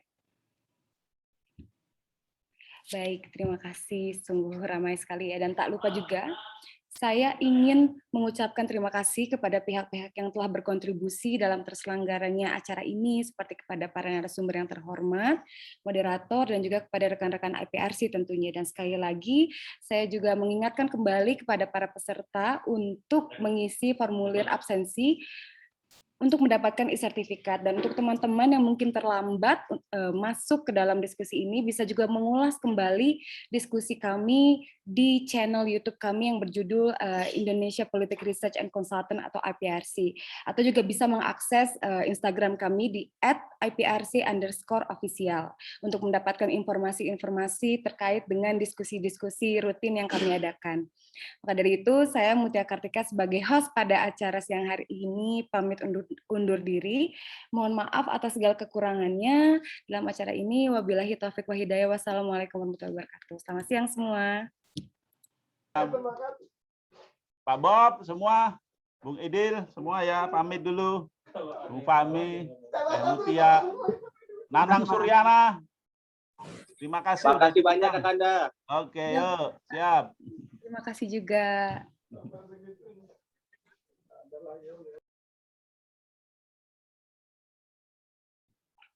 Terima kasih Kanda Nanang. Diskusinya Persib dulu atuh.